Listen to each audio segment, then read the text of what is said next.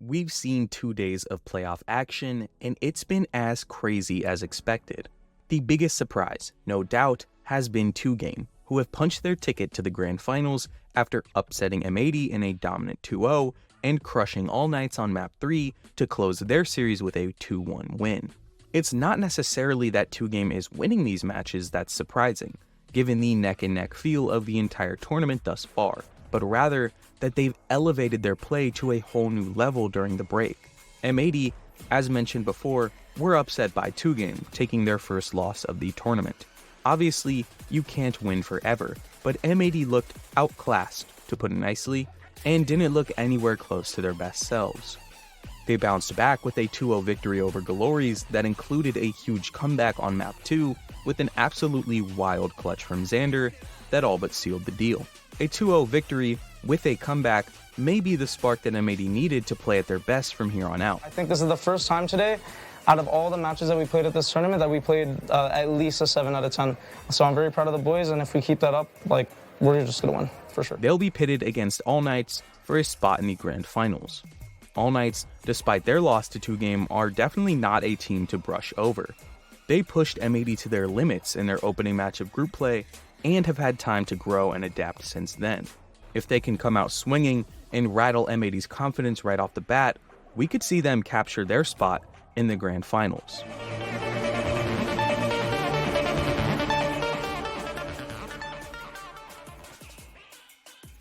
Entire season of Challengers, the group stage, and the playoffs. It is time for the lower finals. One team's dreams are about to be crushed and one step closer to being realized here at VCT Ascension Americas. It's going to be a great day today, a best of 5. I cannot wait to get started. My name's Sierra, and kicking it off on the desk, I have Dan Silly, I got Lemon Kiwi, I have the goats, and we're going to have a great day. What's up, guys? Vance, how's it going?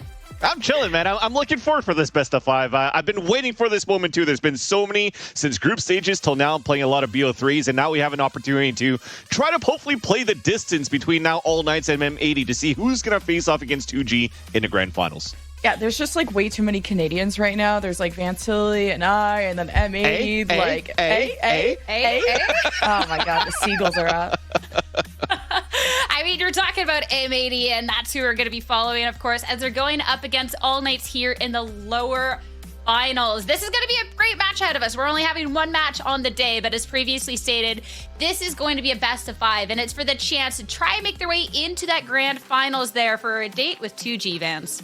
Yeah, it's going to be a very fun one, too, because M80 from the get-go during the group stages until this moment looked that they're going to be unstoppable, untouchable, although a lot of their games were not one-sided victories that they had in the group stages. But once they had that 1-week break and we got into the playoffs, for them to get upset by 2G already in a 2-0 in the upper bracket was surprising for a lot of faces that coined M80 to be the clear favorites to ascend this year. I mean, this competition has been fierce. Even from the first day of the group stage, I think a lot of expectations were completely flipped, which has made every single one of these matches so exciting because you never really know how it's going to be going down. We can look at the stats, we can look at our favorites, we can look at our talent predictions, and even if things are kind of skewed towards one way, you really never know on the day who is going to be showing up. And that has been, I think, the most exciting thing here for Ascension for me. And I mean, Jen, you're talking about all the Canadians on the desk, so the clean sweep here. Everyone stand for your Canadian national anthem and the Americans on M80. Oh, no, I'm not going to start it. I think it's copyrighted. Say, can you, Canada? See, that's we're not going to get copyrighted for that, right? There is NA bias, but we own it, at least. You know what? I'm actually going to go with I'm sorry, M80, because at this point, so many times we've gone through talent predictions and everybody's going through this one-sided prediction. It always has the Plat Chat curse that it's going to be the opposite team that wins it. So this is unfortunate. It's All Knights versus 2G in the grand finals now.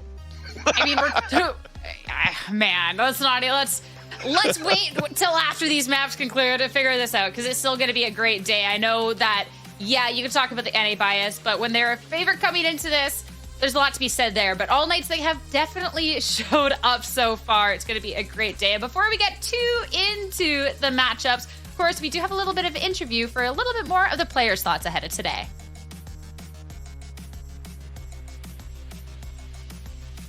I would say we put a lot of time into Sunset. Obviously, we've been struggling. I wouldn't say struggling on the map, but I feel like people are picking into us a lot, so people think we're very weak on this map. It's not the case. We just haven't shown a lot of our playbook. We played very poorly against, I believe, 2-game. And honestly, with the little adjustments that we did make on the map Sunset in particular, I think it's a very strong map for us, and I think that's the very big point of the series. I mean, we're going to do the usual thing we always do, you know, get back home, get back into the hotel room and talk game plan and talk about what we can be doing and we should be doing against that team. All Nice is a very good team, so we got to make sure we have everything down and everything kind of paved. And as long as we do that, we have a good game plan going in, I think we can win. That's a good one. I mean, I would say do the usual, guys. Like, always trust in your teammates, believe in each other, work together, play for your teammates and not yourself. That's about it, honestly. I always say trust and believe, and as long as we do that and play as a team, we'll always win.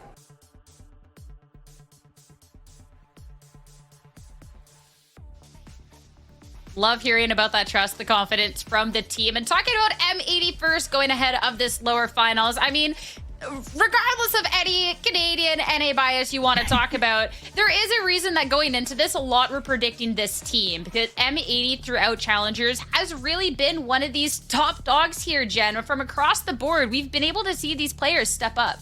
Yeah, M80 is a star-studded roster, but they're facing one of their biggest challenges, which is going up against a different region than their own. They're used to dominating North America, and they were humbled in this bracket already. I want to highlight Nismo. His role on the team is pivotal. Breach maps, trap plays, entries, that's all on him. On your Abyss, on your Ascent, KO maps, his precision is key to get info in that early round. And not only is his role in the game important, but out of the game, he's the hype man, and he looks strong as hell, so I don't think you want to mess with him when he starts yapping across the table.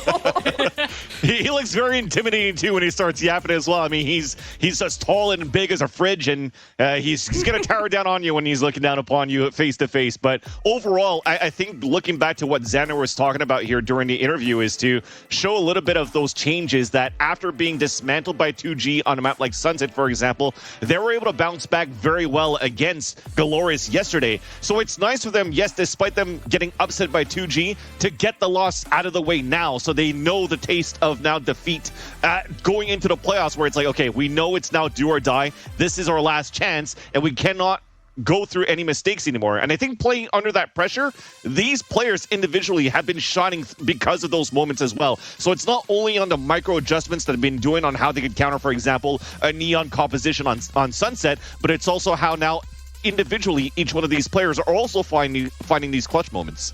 And based on M80's bounce back yesterday, this is a team that doesn't have slumps, they have flukes. And I'm excited to see how they can stay in that form today and comfortable in the setup. I mean, now we have to start talking about the opponents on the opposing end of things, and All Night. Their loss was a little bit more recent, just getting knocked down in yesterday's match. But for this All Night's team, right away in groups, when we're talking about those expectations, they came out swinging. They suffered a loss to M80 in back-to-back overtime matches. I think that was a really good indication of this team that, hey, there's a lot of firepower here. Even if there's a favorite, everyone has come out to play, and these matches have been close. The loss yesterday, Lemonade, kind of stung a little bit, but for All Nights, I mean, the explosive firepower across the squad can definitely get them far. Yeah, All Nights was a competitive series yesterday, but just falling so short on the final deciding map, running out of gas and maybe out of ideas. 13-4 on Sunset. I was saying they look like all squires out there. It was so weird to see them not put up that much of a fight. But for AK, I really want to highlight Adverso, Chili's gift to Valorant. When he's having a quiet day, I worry about All Nights, one of the most intelligent Sovas that we have. In terms of just shock bolt placements, he can flush out any space that he wants. And M80 are a team that can play back, play out of sight, and very well off of their smokes. So Adverso's reads and educated guesses will be key to provide his team a sense of comfort, and so that they don't hesitate when they move around the map. And his team, Adverso's team, need to trust him. So if Adverso is unsure, if Adverso isn't on point, this team will resort to reactions, which can boil down to mechanics, which isn't a gamble you want to do against a team like M80. The key to victory for All Nights here is proactivity. Yeah, if anything, Versal mentioned in an interview a couple of days ago that his team trusts him a lot and he appreciates it a lot, right? So they will trust into his IGL, into his calling, into what he could read here in the mid-rounding. But also, he's also not necessarily the tip of the spear, because that's going to be Dante's role. But when Dante is getting shut down in these moments, you do have a good supporting cast that has good, strong firepower. Despite their loss yesterday here, they still look pretty decent. For example, for Nico Machine on that map of Sunset, he had some great anchoring moments for the team as well on the B side, despite the loss that looked very one-sided on a scoreline in itself. Those rounds in itself were very, very brawly too. So there's still going to be great fundamentals for the team under that pressure of those trade fights. It just now comes down to those high-pressure moments when players have to be in the clutch, where they have to step up a little bit more. There is someone there that you're talking about that I want to talk about a little bit more, especially contrasted with over on the opposing end. Dante and Koala Noob. Because for AK, for All Night, when I see Dante, like, one of the most cracked zoomers out there. I know Roy always loves to bring out, this kid is only 17. And he goes out into the server and is just absolutely incredible. And then the team there with the util and everything to support. And Koala, I mean, he's been stepping up as of late, Vans. I mean, even yesterday, just crazy. Yeah, I think overall what's good about both of these duelists is that they still fulfill the role of being that entry or being the one that's going to attempt the first blood for the team, but in a similar style, or in a different style, sorry, with the approach from the support cast around them, right? Koala Noob, as you can see, he has a higher first blood conversion rate because of the op that he pulls out on the defensive side, and how he could really be by himself in these moments to pick off opponents at the very least in the beginning and TP away as a Yoru. For example, Dante, though, he needs that reversal, fault line. He needs the recon dart. He needs flashes to come about so he could actually slide across and get those picks. So that's why, like, his conversion is going to be a little bit lower, but at least the trade percentages around Dante should be much higher because of the space that he creates and the chaos that he brings around the initial fight. Yeah, and Koala Noob playing the Yoru is different than the Neon in terms of his escapability, and his times on those teleports, though, on the Yoru is limited. So there is a way to exploit Koala Noob. We've seen it do it from teams before, but not yesterday. And he's usually very good at adjusting his timings based on the other team's playstyles. Now, I want to see Dante be able to sync up with his initiators. And, the expectation is Dante go in, get at least one kill, go 1 for 1. But then the rest of the team need to pick up the slack. And it's either they need to take over the rest of the game, it can't just be the Dante show, or they need to go with Dante and make it so you're getting more than the 1 kill and you limit the utility options in the mid game. I need to see more team play, more synergy around Dante, because I felt like it was kind of just him yesterday. Yeah, and on top of that, too, there's a big responsibility to keep both Koala Noob and Dante alive in these moments, right? So mechanically, they have to be really gifted in order to be able to escape freely. But when you see the Flood retakes that we coin All Nights being good for with the Neon as well, that's also something that Koala Noob could do under his Dimensional Drift or under the Flash that he does as well with the Yoru. So the stuns and the flashes approaches your retakes in a different way, but there's still a key component into trying to get first blood and trying to stay alive so that the team could go for Flood retakes if they lose site control. I mean, for Dante, I'm looking at that staying alive because he is a flashy. He goes out first. He'll get a first blood, but then we get to see the fall. So I'm hoping that we get to see him a little bit later on into these rounds. But we're talking about the duelists. Let's talk a little bit more about that quote-unquote supporting cast, because the impact they make on the server doesn't necessarily feel cast. I mean, Vans, yesterday we have to talk about this one specific moment when we're talking about controller Xander.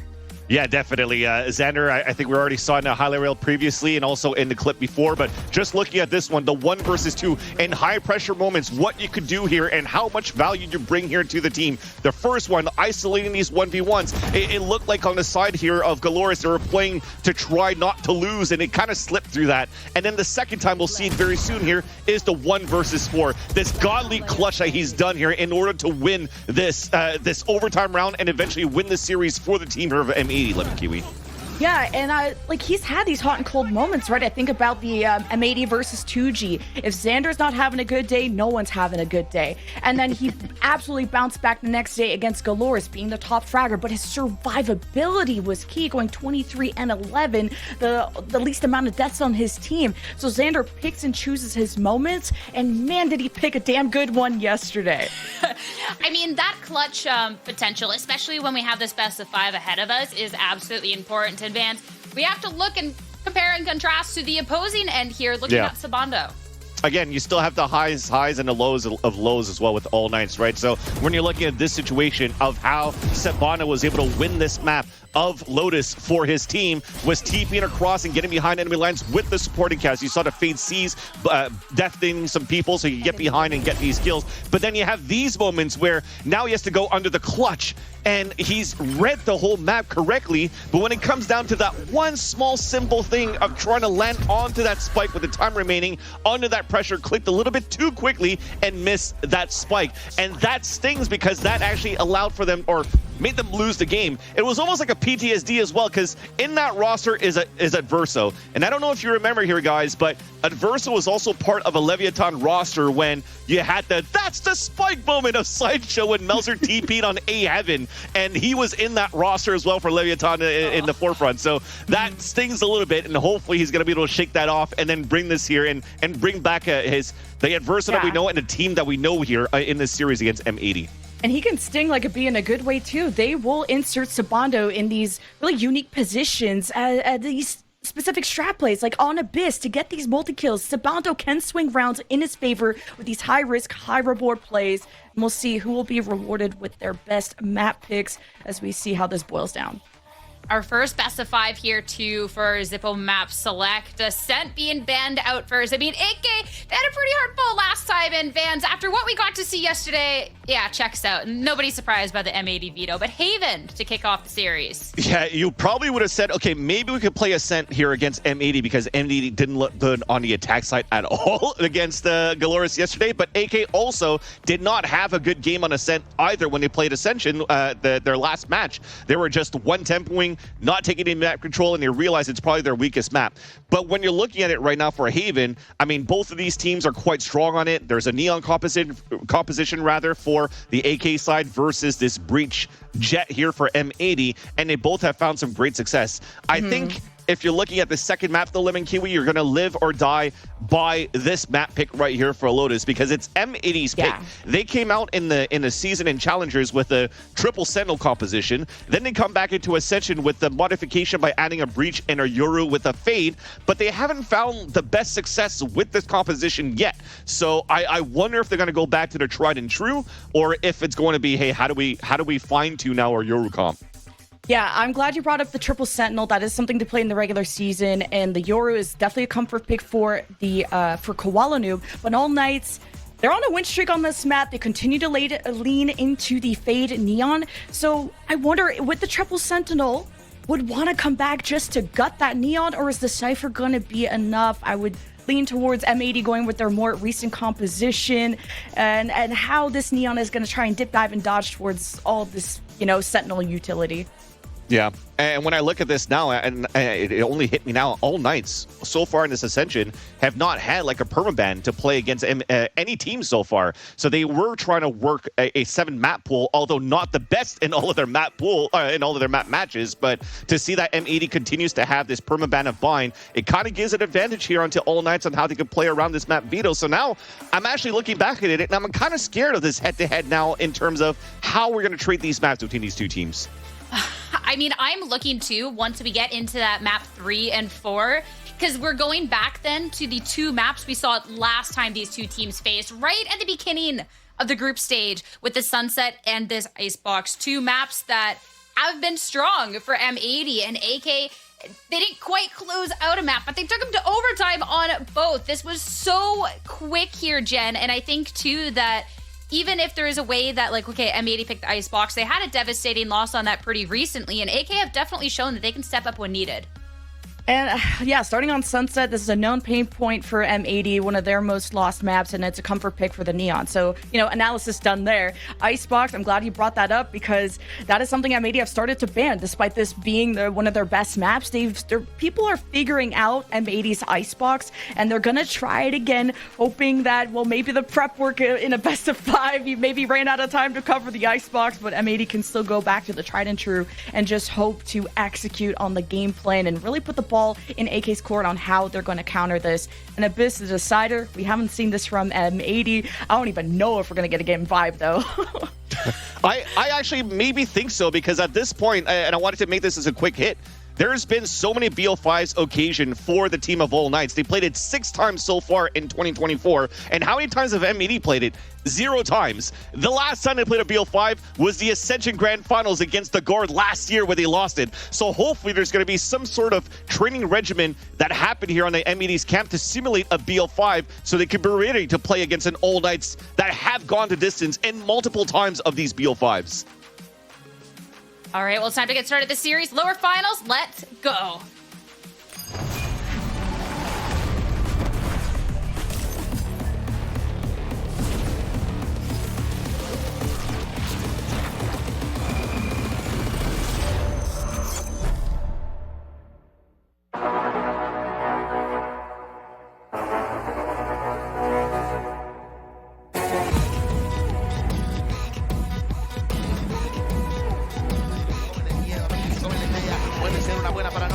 Igualmente se come el cable, vamos adelante, peligro absoluto. ¡La guerra por la falta! ¡Se ¡Vamos por 2! ¡Madre de Dios, el señor de la noche! Ese bando la pueden tener, siguen avanzando lentamente, nadie se entera. 1, 2 y quién está segundo. Brax a 150.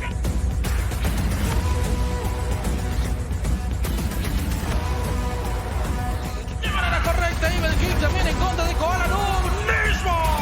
Para la zona de codos y que va a evitar a su compañero, termina cayendo, está entrando Chuchero, se queda sin balas en el peor momento.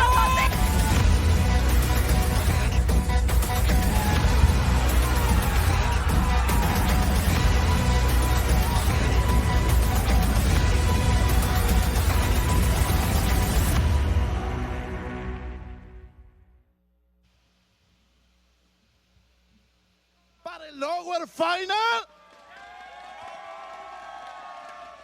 Vamos a presentarlos. The final boss is here and comes looking for revenge. Monterrey, please, I want to make some noise for M80!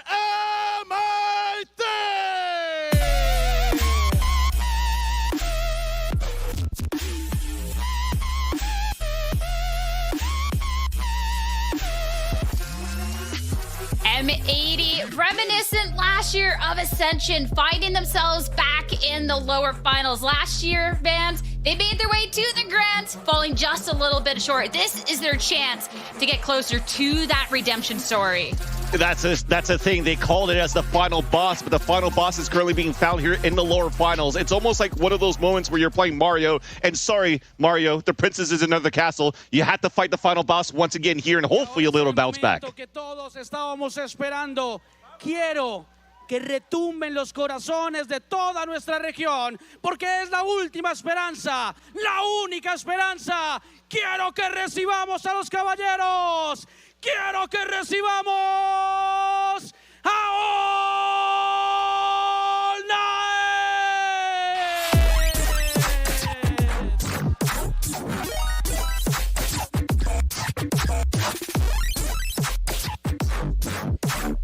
All Knights, no team has been more explosive than they have already from the get-go. Aiming hearts with this play style, and Jen, they have the opportunity. Close it out here. One best of 5 ahead of them to make themselves into the grand finals. The stars of Latin America face the juggernauts of North America, winning split 2. The last remaining team from LATAM after Reda fell in groups. They got 2-0'd by M80 last time. That was the first week of the group stage, and this is a different chapter in their story. Let us know in the chat who you think is going to win. So far, it's 50-50, but M80 have been winning over the fans in chat, and they are locked in, ready to go. But All Knights have a sword and shield in hand. They will not go down without a fight. I mean, you're talking about the last time these two teams faced, an M80 with the 2-0. But this was the match right here where I realized this was about to be such a close Ascension ahead of us. Taking to overtime on both of the maps, pushing was the hope of NA, the favorite going into this, to the absolute brink. And since then, we've seen that this competition has been so close at every point in the road, Vans. Nothing is free. And All Knights, with how they've played, they have the opportunity to push M80 to the brink quite again and maybe get the upset. Yeah, and that's where it makes more sense as you're looking at the vetoes now, or the predictions rather, where it's leaning more towards M80 because of course you start at the median and then you give time for the chat to roll in, to answer in, and there's all of Koala's family in the chat right now supporting M80, so you know it's going to skew over the North American broadcast side, and it's going to be for M80. But this is going to be a fun game for sure. You talked about two games that went into overtime between these two teams as the opening game. And also, you had to pinpoint that the second map that went into all of these overtimes was Icebox, where Dante was playing an ISO. And he didn't have the best of times here against BCJ when they were trying to open up that B side of the site with Dante at the point. It was actually more on Adverso and how good of a game he played on that Sova that you mentioned earlier on. Well, we got to talk about Haven and the Blacklight Agent select that is ahead of them. We've gotten to see these teams throughout the competition, so there's not necessarily the most surprises coming on out. And Jen, here we go. Dante, it'll be that Neon Koala on the Jet. Yeah, the Jet KJ, this is the composition for M80. So he has a lot of comfort behind Yoru and less time than your usual Duelist on Jet, sure, but now he has to be more active. He has to be more mobile rather than a more steady play style, more information gathering on the Yoru. So different look out of Koala Noob, but still M80 don't really have a weakness in their map pool.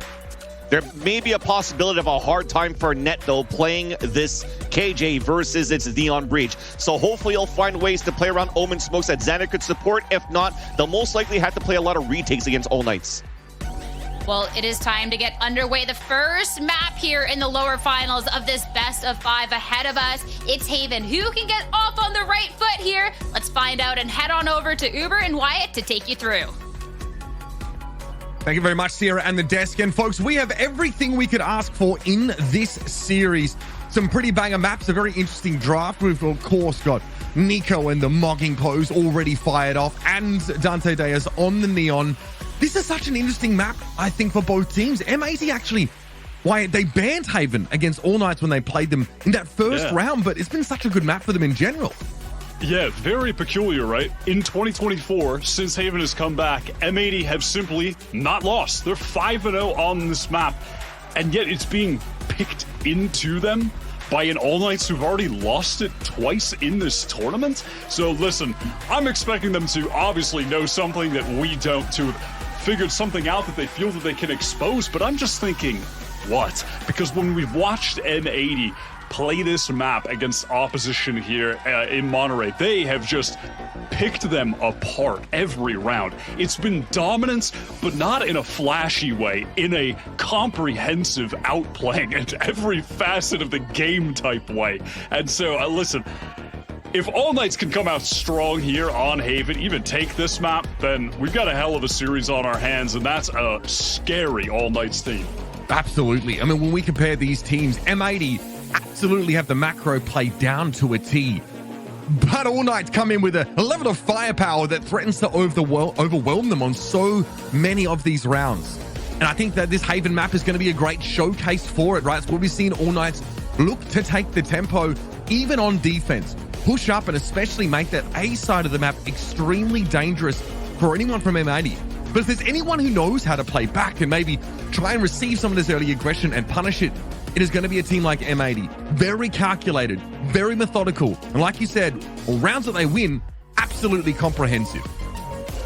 Yeah, no doubt. I mean, this is just madness to see in general. I mean, before we were, you know, getting it tossed to us, Mitch, going back and thinking about where we were at this point in Ascension last year, at this point, it was just all first seed teams remaining. The two teams from NA, you know, aside from the second seed of NA, which were M80. And now, with 3 teams remaining, it's the NA first seed and 2 second seed teams. I mean, the script has been entirely flipped, and what LATAM and Brazil have offered up in terms of the level of play is just outrageous, beyond what anyone would have thought. This All Knights team are so impressive. And already characteristically, All Knights have staked their claim here to a part of the map. They've snuck into Garage and have looked to embed Tinchoff here. Now, this is something we've seen from a number of All Knights pistol rounds. Well, might see M80 be ready for it. He's pinged out. Tinchoff in deep trouble now. Nismo able to capitalize there on that recon. And this kind of resets AK with limited map control elsewhere. They'll try for A-Long. That is lovely from M80. Xander here might be in trouble. So the smoke gets a clean duel, but loses it out. Dante comes in. And now it's all in Koala's backside. He's got the Sheriff, and here's that individual skill from All Night Sabando, who's really come to life deep into this tournament. Just exposing other areas of the map, keeping M80 on their toes, but they're making the right call. Look at this rotate. They're going to see it. Little shoulder peek from Nismo. Yields that information. It won't be a fast hit from AK until we see the fault line come through. BCJs have a swing it though and finds Dante. Getting a little bit messy now as that recon is lighting up M80 on this C site. Nismo is able to avoid the aftershock for the time being and buy some time with one of his own. Now we're down to 20 seconds. It's getting a little ropey here, but All Night still have a player advantage and enough time to bounce over to A. They have been routed. There's only 12 seconds on the clock, and Koala is trying his damnedest to get to heaven as soon as he possibly can. The smoke is going to come down, and they're just getting the spike in with 5 seconds left. Koala can't do a thing. He's low. One shot, though, is all he needs against someone like Nico Machine, but he's not being given the line. We're going to have a double up here in heaven for M80. They're smoked out on Link. We have a Verso tucked there anyway. Sabanda's able to find one. That's 3 for him on this pistol. Nismo at least gets involved. Now the 1v2. Recon has to be cleared. Time is short. Nismo sees a player below him. But Nico is ready to take the fight. 46 for Nismo. He needs to play off this fault line, and he gets his one. And Verso, though, a hard player to get past at the best of times. And this time for All Nights, a great adjustment late in the round gives him the pistol. And you just can't get past them in a situation like that. Trying to get out of heaven with man disadvantage is just going to be impossible. And somehow Nismo even made that look close. There was a great rotation from M80 in that 3 versus 4 to get to C, but All Nights with just enough time to slip away and maneuver back to the free site elsewhere. Already an explosive first round with a few fantastic micro plays from either side. A great start for All Night. M80, they're showing us they are willing to throw down on this map, but you can see it is just so big. Their resources stretched so thin on a round like that. Xander at A-Long was smoking Garage. He wasn't ready for the push up towards him at all. And Teachoff is going to cheat his way up here. M80 opt to give a lot of this map control away. Hope to catch, but this is the Ghost player. So a kill on Teachoff would be big, but man, you've got to get up early in the morning if you want to get the better of this guy. Now face down by 3, and he handles them comfortably. Walking away with 10 HP with the Ghost in hand. Such a low economy play for Tinchoff pays off. And it is typical to see on these second round buys. You just leave your lurking player, typically that Cypher, with the Ghost. They're fine to take some fights. If they lose it, that's okay. Less typical, though, is winning a 1v3 alone on the A site. With the Ghost? Just quietly. And that's All Night here. Facing down what is likely going to be a flawless here. It does appear that instead of perishing to the spike, Nismo hopes to catch people on the exit. Bold strategy, I'll say that much. Playing maybe too far back to even see any of it. I'm going to give them adding some time to discuss here. Nothing overly complex in this round from All Night. A successful foray up A-Long was more than enough, and that will be revealed here. At risk of being wallbanged down, 46 has to face the music. And now All Night to be able to walk away from this site and perhaps test Nismo here. With nothing but that Zen Classic in hand, you better hope it does the job for you. They don't know he's there. Okay, not even acknowledging his presence, and he can't even get the kill anyway, so perhaps that was justified. Oh my goodness. I mean, that's got Nico absolutely just chuckling away 2 rounds in. He lives. They let him live. His economy's messed up. That is tough, man. That is really tough. I mean, somehow All Night's got... they extracted a lot of value from that round. I mean, that is madness. Right there. Time for a little bit of reset. Time for M80 to get in with their full actual buy against a bonus round that was not a weapon lost for All Night. Crossing into short with the cage concealing that movement. And due to that cage, M80 falling back. They need to recon. Nothing got the recon either. It's messy. Dante's able to take 2 down on the way in, and quickly All Night go up a gear. They're swarming over this A site now, and M80 continuing to remain spectators on Haven so far. Spike plant. Just a dry re-clear where the players line up from M80. A big mistake. They want to go for this 3 versus 4. All of them spotted out now as well. Net pings slowed up here by the Aftershock. Nico Machine's got more utility where that came from. In slides Dante, but Xander's going to be quicker to the punch. Fault lining towards Hell. This is going to be the play that M80 try and work off of. Dark cover paranoia mostly avoided. Adverso able to step aside of it. And there it is. These retakes are going to be difficult for M80 if they lose that site control. I mean, it's just man advantage, but also just a great crossfire setup from All Knights and every M80 player trying to get out of just one smoke from the same angle.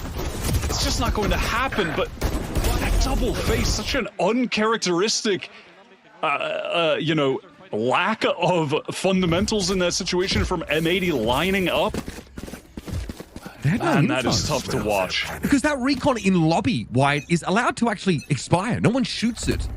So there's a cyber cage up, but there's plausibility that it's just, you know, a fake use of util. M80 you're not ready for that player stack coming up. Sewers at them. And with risking that retake 3 versus 4, it's depleted their economy entirely. Sheriffs, whatever they can get, and All Knights have barely lost any players so far in this game. Net, great shot to get his first kill so far in this game. And maybe M80 can flip the script here with an eco round win. Again, this time they just concede all of this long control. Moves up. Now see some action, but again, Dante very, very good on these entries so far. And the customary smoke towards Heaven, smoke towards Link. Bob's your uncle, and M80 again have to retake the A sites. And obviously the weaponry is better for All Knights, but this is an M80 that looks very out of sorts so far in terms of the gunplay. All Knights look way quicker on the trigger in these situations. The Eco Machine shutting down Koala on the dash in. Xander with a 1 trade, but still 2 versus 3. So trying to find a moment. One enemy remaining. Too much cover on that side. And Dante able to get involved. Savando finds his first for the round. This is Xander with the Marshall. And that'll be that. A 4th round here for All Knights. M80 with a chance to get back in. A thrifty there, though, would have gone a long way. Would have gone a very long way. And they play that situation fine. You know, Net gets that kill in short. Beautiful falls back. Him and BCJ doubled up on site while his alarm bot watched for anyone coming up short, allowing them to double face long. But they just cannot continue to connect shots. Dante just swings out, kills both. I mean, they're hoping to at least retain that man advantage by getting one more or keeping these even, right? But just falling apart so early. Such a monotonous looking M80 in terms of the firepower right now. It is lacking in the face of such an explosive team that really thrives in just the honest gun duel department. I mean, well, I suppose it depends on your definition of honest when you're watching Neon's double slide around the map, but you know what I'm getting at. But already a couple things that just shouldn't really have happened in this map to M80. The Tinchoff push up with a Ghost of 3k off that. Just, you know, I think they got a little bit bamboozled on that first gun round with not getting info about lobby and then just walking into a triple stack of players. I think M80 are struggling to read the intent here for All Knights. Again, it's, look, hard on this map. It's a big map. Your util doesn't cover it well. You really have to, you know, have a sixth sense about where to send that info gaining utility for it to actually give you value. So far, M80 have been a step behind constantly. This time, though, not the case. Guanub waits inside garage and Dante sails into the crosshairs. That's the glass cannon out of the timeout called from Coach Happy. Sabanda has inserted himself into C-Long just to contain the rest of the team. Maneuvered towards B, wanting to keep that C split an option. Cover going later out. in the round. That's the turret gone on B, so not much early detection there for M80 anymore. As a site, they often are looking to give up to play towards the extremities a bit more. This is better from BCJ, so now he confirms at least that there's some movement here towards A-Long. And falling back, Nizima will be able to assist as well with the bridge utility to even just slow the advancement from All Knights into site so BCJ can retreat. But no, they are doubling up, intending on holding this together, and Inverso just goes down in the drone. The vintage way to get a kill with the Aftershock. That's pretty dirty. Now All Knights points are priced into this. So this time M80 with a bit more confidence about playing post plant with a 5-player team. No one really in a flanking position here. So it might just be a classic M80 flood retake with 5, which is definitely a position we'd like them in. They look very comprehensive here when it comes to taking these fights.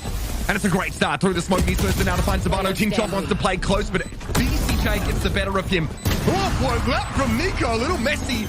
But Koala Noob finishes the job. And M80 get on the board. Nicely done out of the timeout. I mean, bringing that op into the fold, obviously. Removing Dante from the field instantly is always going to make the attempts to take sight more difficult. So in this one, M80 said, go ahead, take that site. We will play for the retake. And like you said, those are the situations where M80 thrive. That has been their advantage to me in this tournament and why they've been able to just you know, go 5-0 in the group stage, but they weren't, you know, eking out wins by the slimmest margin, but it was because they have a higher level of consistency in those big set 5-on-5, 4-on-4 retakes, situations like that compared to the field. That is where they will thrive. All Knight's a team that are going to thrive more in the chaos and the firepower. All Knight's advance through heavy fire, and Quantum's actually able to get away. Dante catches him, maybe slightly overextended on that line, and now M80 almost certainly going to be forced into a retake once more. This time with a player down against a full-strength All Knight's team. Apparently, so Nismo does have that rolling thunder. BCJ could deal some serious damage with the Odin. Sabano just intending on slowing things down with the paranoia when that ultimate is popped. Finding his time. Rolling Thunder now comes out from the defenders. Can they use this to get out of heaven, though? They can't see any vacate. They're tucked on site until Dante appears, and that is beautiful. 3 in the round for Dante now. Just Nismo standing for M80. And he's hardly on the side itself. Oh, what a job from Dante. Yeah, my bad. That's just... At the end there, that's not the definition of honest Valorant gunplay, Mitch. That's as dishonest as it gets. How lovely is that, though, from All Knights?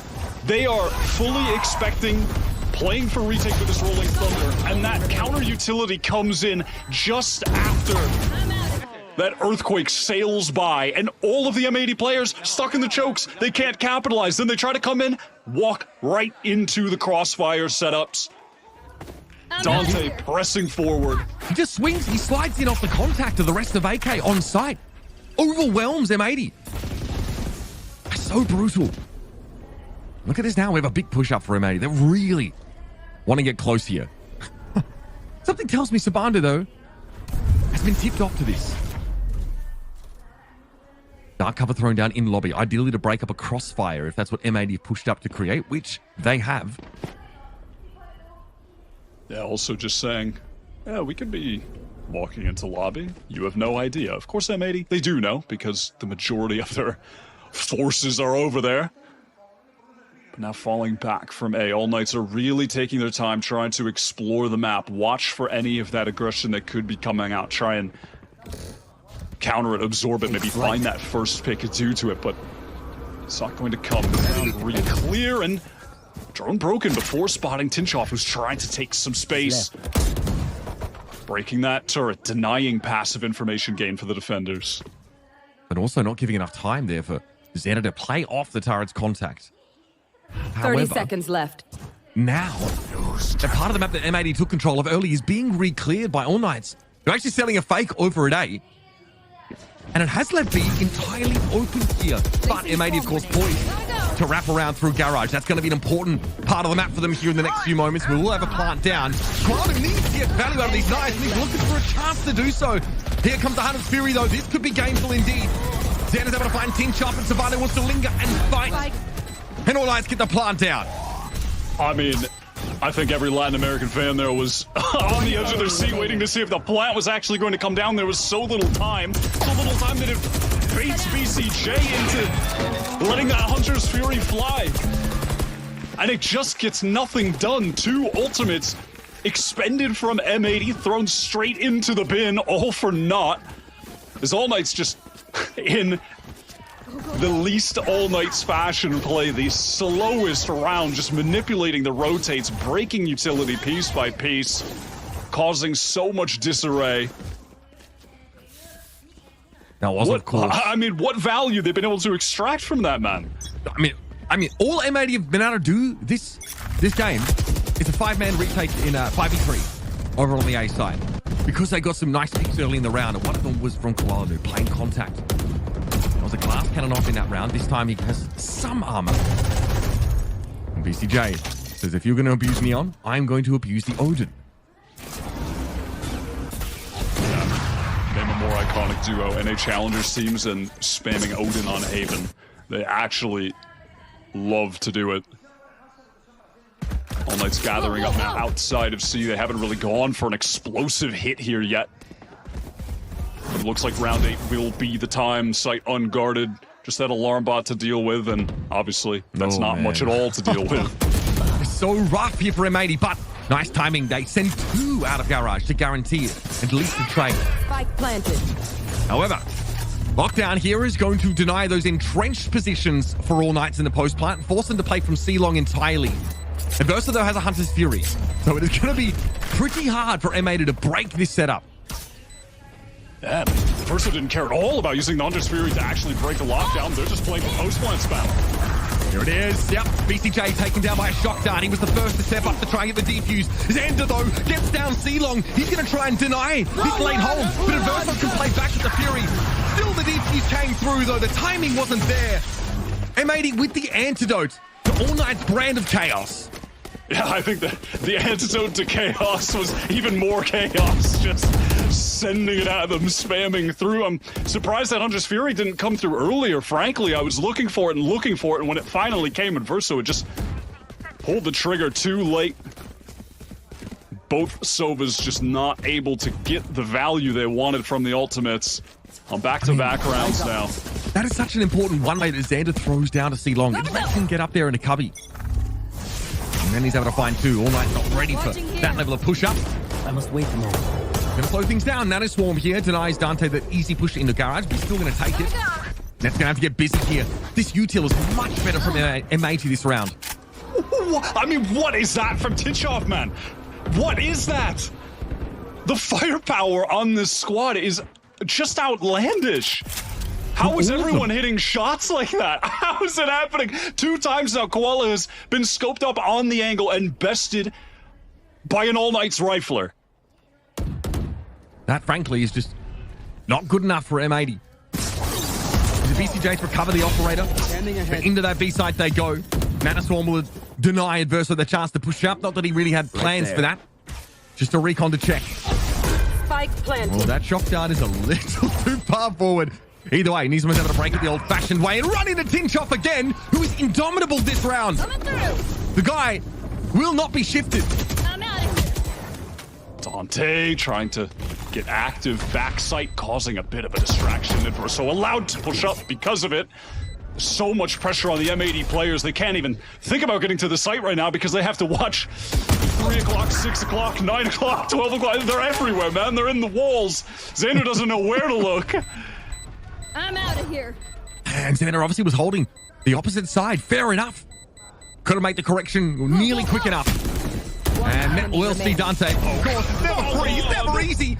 BCJ gonna be corralled here, and that operator will be rested from his cold, dead fingers. All Night, 7 rounds on his attack side. Watching this right now, and if you were to draw a comparison between the All Knights we're seeing on this attack versus the All Knights we saw even just the other week in their first game, which was against M80, to how they were playing then, and then go back and look at how they were playing in LATAM a month and a half ago, the improvements from this team have just been monumental. This attack side is so dynamic right now. And even just starting this tournament, it was all gas, just 24/7 aggression. The way they're manipulating the map right now is really on a different level from where they just were. This is such an impressive way to start things off. Oh my God, Tinchoff is having an incredible map so far. Such impactful kills. And just as I was trying to gas up M80's good util usage early. I mean, come on, man. I mean, come on. I respect it from M80. They're trying for this. But I mean, they are getting completely outdueled. Yes, obviously weaker weaponry this round to work with. But even on those gun rounds, excuse me, just not have what it takes. And yeah, he's smoking here at all. Yes, I concur. He is having the time of his life sitting there waiting for All Knights to push on to A. And this is a cooking if I've ever seen it. And speaking as well to sort of the comparison that I was drawing, you know, watching this team back in LATAM when they were going through qualifying and, you know, when they made it through but lost to Raider, they were here as the second seed. Individually, coming into this tournament, I felt like, all right, this team, they could get some cheeky wins off the back of Dante being this unreal Neon player that is just going to be impossible for other teams to wrangle. He's just so good. And then Adverso certainly was having his moments, was looking impressive. But I'm blown away by how well-rounded they are right now. It's just not at all what I expected to see from these guys. It is massively impressive. And I felt in that LATAM final that Tinchoff was actually by far the weakest player on All Knights. He looks so drastically different at this point. At LAN, he's been great. It's not just been this game, but in particular, the things that he's been able to do, whether it's a ghost or a rifle in his hands, having a really outsized impact on the game, putting a ton of extra pressure on an already very thinly stretched M80 defense side. And I'm sorry, but like, when all 5 of your players has this level of firepower, it doesn't matter how good your util is at the start of the round. Tinchoff is just shooting Koala Noob in the face while he's holding a line with an operator. And it just shouldn't be happening.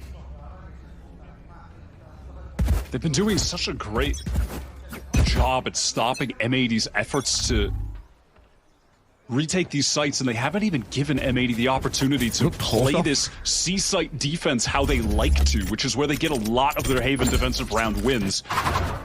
Okay, nice. Noob, finally. Yeah, it's been rough goings with that operator, but and that's obviously why Jet is so important. He can repost after being forced off the angle by that Al drone for no cost, really. So it's important to find kills like that. You have to really dig deep for them. Might AK look elsewhere, but Xander pushed up. This time a little more passively, not caught walking. As All Knights come in, maybe can now start to get a feel for the flow and the tempo that All Knights like to play with, but this will not be expected to survive. Jump scare! Koala Noob, though, ready. Wasn't watching that particular angle, but Savano exposed enough of his gallbladder to have it punctured. And it's no coincidence that 2 of M80's round wins, 2 times Koala Noob was able to get the first blood with the op. He's had 4 opportunities for first kills so far in this game. 2 of them success, 2 of them failure. And the 2 successes, they resulted in round wins. Sometimes the game is simple. Those missed shots add up. We don't want to boil the game down to an operator player getting picks or not, right?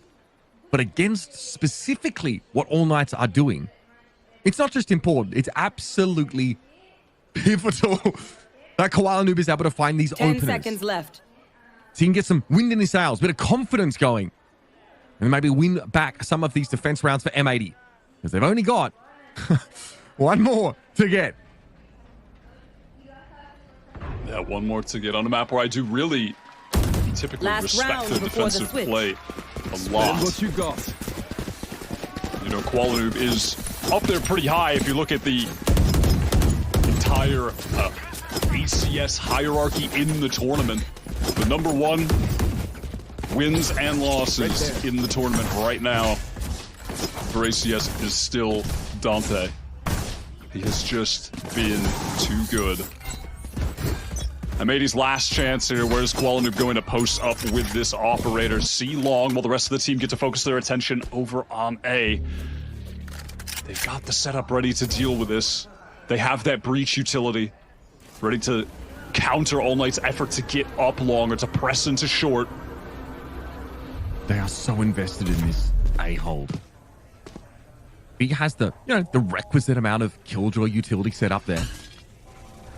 And of course, AK just want to play away from those Koala Noob angles. If they want to contact the map like they have been, they're going to be walking into a roaring thunder here in a moment. Yep, here it goes. Alarm bot triggered. And here come the rest of M80. Can they get up to it, though? Okay, they catch Dante trying to cross back past that fast lane. That's that first pick. Hard one with a breach ultimate, but they'll take it. Yeah, that is really thorough from M80, knowing that someone would probably dive into that right corner, exposing Dante. Another first death for him. All Knights are still posted up towards A, and at this point, M80, 40 seconds on the clock there. Content to retain some position here as the smoke is cycled from Xander. It's going to be even more difficult for All Knights to go out. They don't have explosivity from the Neon. Net is trying to get out of there. Into the mystery machine he goes. But here come All Knights now in a position to swarm the site. But it ain't even fully given it up. They're 3 stacked here over towards Link. But this aftershock is such an issue. And Xander was caught out in the open. Tabano moves up now, TPs into that front corner. And again, it's going to be an even-handed retake attempt for M80 in the last round of this half. What can they work with here? They've got BCJ's util. They can light up some of these players on the side. There's Nismo Splash. Out of heaven they go. Koanub inside a cloud burst here. That dissipates. And he sees Tinchop picked around the corner. But no one's looking for Sabando. Oh, that's so dangerous. Net now has to clutch this. And Sabando is just too good. 4 for Net. But Sabando comes away with the dub. What a heads-up teleport from Sabando as the hit was coming in while the flashes were ringing out. Just right onto the box. Teleports behind the M80 players retaking. So smart. So smart. And again, M80, they're struggling to find success on these retakes. The counter utility as they're trying to get into the site is lovely, and the crossfires have always been set up exactly as they need to be. You know, it's genuinely, this isn't an All Knights that are just running around with Dante shooting everybody. They're just winning purely off firepower. No, it's these retake situations on A where they have the site where they are outplaying M80. They are outplaying them in terms of the utility. And that is a difficult half to walk away from. 4, you feel like it's enough for M80. Here, though, this is going to feel a little bit scary walking into this second half. And we know All Knights are pretty inventive when it comes to their defense sides. We know they like to push up. We know they like to trap, surprise. M80 should have so much footage on this team, though, in terms of how they like to play these early rounds. That was really showcased every time we saw AK go to Haven. And it makes me wonder if that was half the reason M80 wanted to ban this map against them in the first place. But of course, they're a bind-banning team. And in a series with only 1 ban, this is a best of 5, folks. They have to take them on this map. But it's a Haven that M80 haven't lost since it made its way back into the map pool. They haven't lost at Ascension. Not in Challengers. 5-0 this year. We're heading towards the 5-1, though. The Latin American second seed. First map of the lower bracket finals onto the side swap. This isn't a comp that M80 haven't played against in a match before. They've played against pretty much all of the relevant Haven comps under the sun right now and have beaten them all this year, including this Neon. We'll see if they can rejuvenate themselves on the attack side. Look at that. I mean, at no point did AK have to save or half buy in the previous half, based on the distribution of those round losses and how clean some of their round wins were. And that's Sack here. Early on, BCJ sends that shock dart into Garage, intending on breaking some trips to try and drag All Knight's focus there, but it's Tinchov just playing really a deep setup that he can fight off of if he desires to do so. Just all the way, yeah, the timing isn't there. 1 trip broken. Spike planted. Still remaining. Maybe he'll get lucky. He's able to get through it there. Tinchov knows, though, at least 1 player in hell. It also means an opportunity for Nico to flush them out with an aftershock or something similar. That is pretty big, though. Those trips doing some serious work. Come on. I mean, I don't know if Tinchov should be getting it. Yeah, that's a freebie in my books. Here comes Dante. A light from heaven, and bam! Nismo's head goes rolling. That is Phil. 1 enemy remaining. Tinchov able to fight a second here at Adverso. The second line of offense to come through. Xander, my God, you've got a job to do, son. Put on those big boy pants and get to work. or take the day off. No, that's your call, honestly. I can't. I am already. It is map 1. We're not done. I'm getting a little bit speechless at some of these moments. I mean, I'm not even going to comment on that right there. Let's just move past it. The retake utility there, though, is just so good. It's simple. Obviously, it's a pistol route, but it's placed where it needs to be. That fault line with the relay bolt, the slide out, the stun onto default.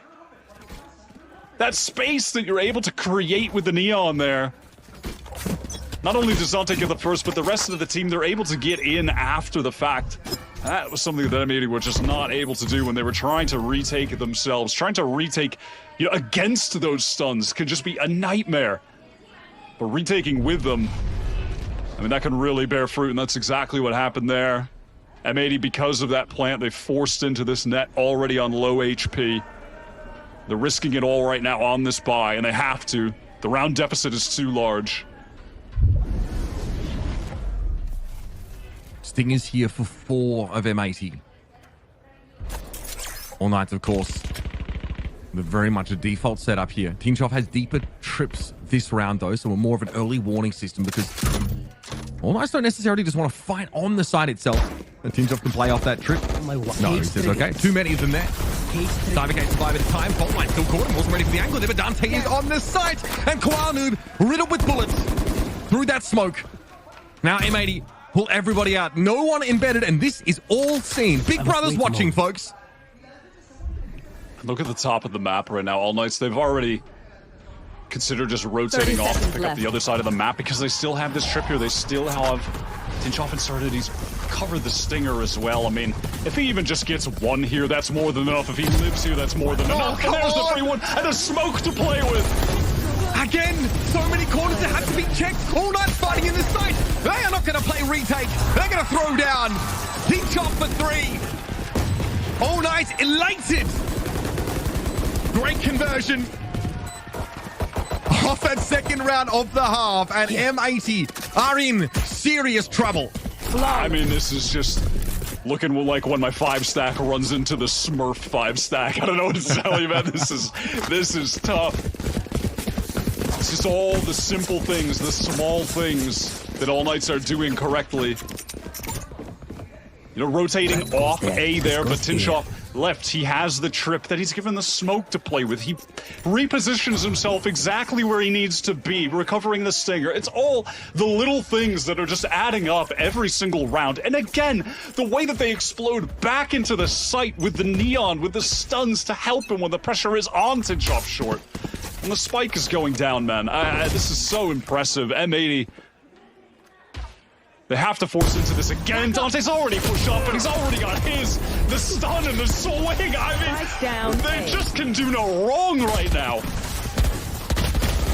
Dante dancing. Oh my goodness! Disco dancing on Nismo's lifeless body. The confidence at an all-time high. The coffers overflowing.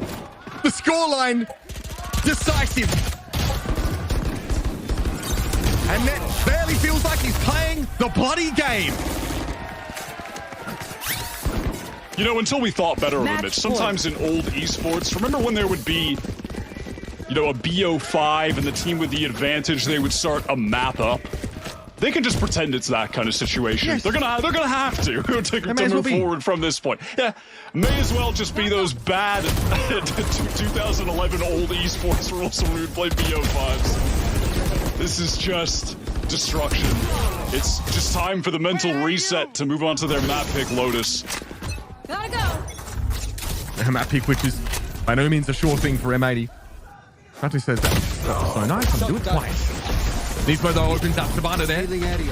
Swings out behind the side, falls to a Bulldog. So, C crawling with M80 operatives. Norbia get themselves a post plant here. Note the weaponry. A Guardian at least there for Net. Weaponry approximately even between these two. All Knights have not looked to upgrade on any of those weapons just yet. And it's going to be tough to get into this C side, no matter who you are.